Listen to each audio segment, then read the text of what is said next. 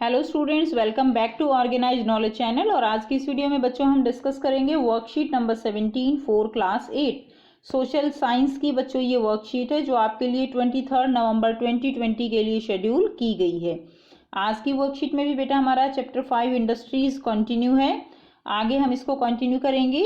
आज का टॉपिक क्या है इस चैप्टर से? Classification of industries based on size and ownership. आज हम पढ़ेंगे कि इंडस्ट्रीज को हम साइज और ऑनरशिप के बेस पे कितने जो है कैसे क्लासिफाई कर सकते हैं। Dear children, in the previous worksheet you have learned that industries means the economic activities by which useful goods are made from available resources। Last previous worksheet में बच्चों हमने पढ़ा था कि जो इंडस्ट्रीज होती हैं वो क्या होती हैं। इंडस्ट्रीज रॉ मटेरियल जो होता है उससे जो गुड्स हैं उनको फॉर्म करते हैं, उनको वो बनाते हैं, और वो गुड्स हम पीपल्स के लिए क्या होते हैं? बेनिफिशियल होते हैं। तो ये जो इकोनॉमिक एक्टिविटीज होती हैं they are known as industries. Now industries can be classified on many grounds. तो इंडस्ट्रीज को हम जो है बहुत सारे उसको क्लासिफाई करने के बेस हैं, ठीक है, ग्राउंड्स हैं। In this worksheet, we will try to understand the classification of industries based on size and ownership। इस वर्कशीट में हम इंडस्ट्रीज को साइज और ऑनरशिप उसके बेस पे क्लासिफाई करने का प्रयास करेंगे। The size of industries, size का मतलब क्या है बेटा? साइज का मतलब आप समझते हो ना, आकार। यानी कुछ तो जो इंडस्ट्रीज है वो छोटे आकार की हैं, छोटे हैं साइज में, कुछ इंडस्ट्रीज बहुत बड़ी बड़ी हैं साइज में। तो बस यही हमने पढ़ना है।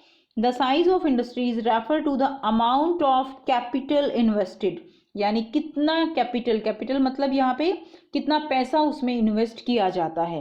Okay, the number of people employed, कितने लोग जो है पीपल उसमें काम करते हैं, and the amount of production, और कितना अमाउंट है, प्रोडक्शन कितनी है। तो वो जो है क्या है, वो साइज डिपेंड करती है, ठीक है ना, वो साइज बताती है किसी भी इंडस्ट्री का।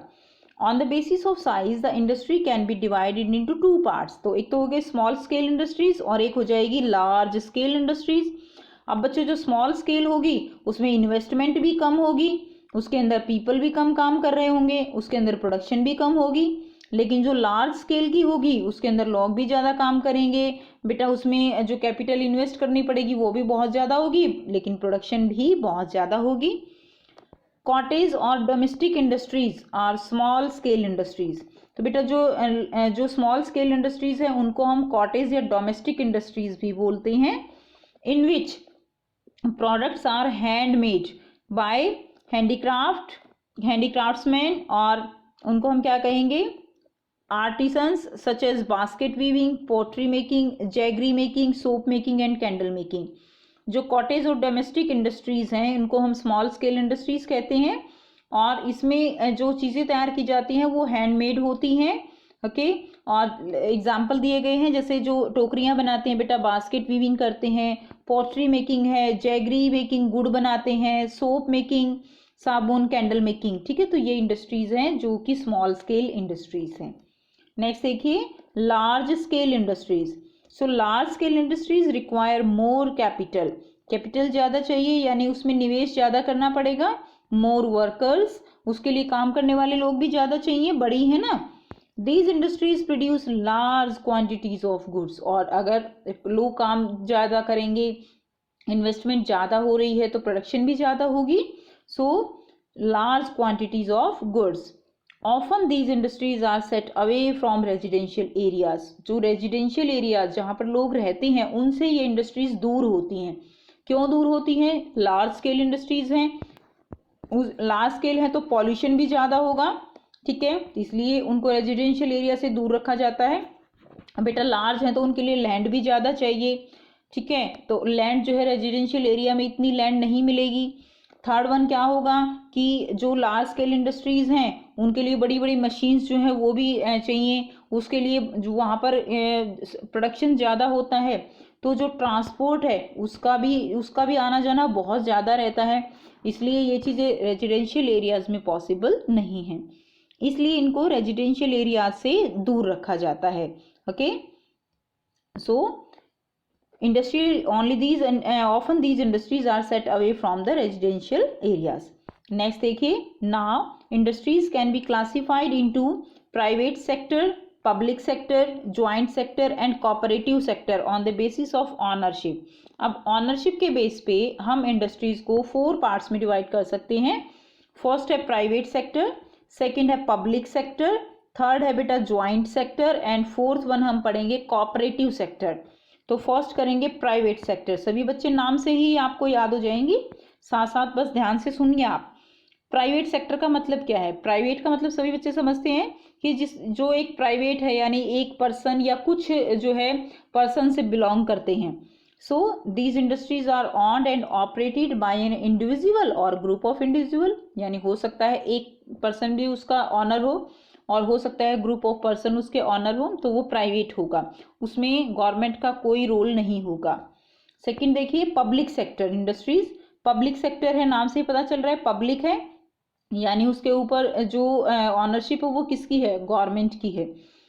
Public sector industries are owned and operated by the government such as Steel Authority of India Limited. तो एग्जाम्पल दिया गया है, तो steel authorities of India limited ये पब्लिक सेक्टर है। नेक्स्ट देखिए ज्वाइंट सेक्टर। ज्वाइंट का मतलब क्या है? फिर नाम से आप याद कर सकते हो। ज्वाइंट का मतलब क्या है? ज्वाइंट का मतलब है कि प्राइवेट प्लस पब्लिक, ठीक है, यानी कुछ लोगों के साथ उसमें जो है किसका? गवर्नमेंट का इंटरफेयर होगा। That will be the joint sector industries. So joint sector industries are own and operated by the group of people and the states. So joint sector industries जो है वो ऑपरेट की जाती हैं ग्रुप ऑफ पीपल या उसमें जो है स्टेट वो इंटरफेयर करेगा, लाइक मारुति उद्योग लिमिटेड। सो जो मारुति उद्योग है वो ज्वाइंट सेक्टर इंडस्ट्रीज है।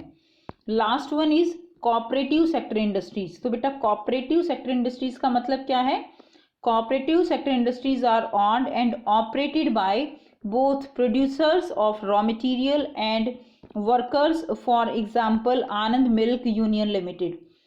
कोऑपरेटिव सेक्टर में क्या होगा कि इसमें कोई भी ऑनर जो है नहीं है, इसमें are owned and operated by both producers, यानी जो रॉ मटेरियल पहुंचा रहे हैं, एक जो सेक्टर है इंडस्ट्री है उसमें जो रॉ मटेरियल जो दे रहे हैं और वहाँ पे जो वर्कर हैं वो सभी क्या है? वो सभी इक्वल ऑनरशिप है, यानी सभी जो है एक तरह से वहाँ के मालिक हैं।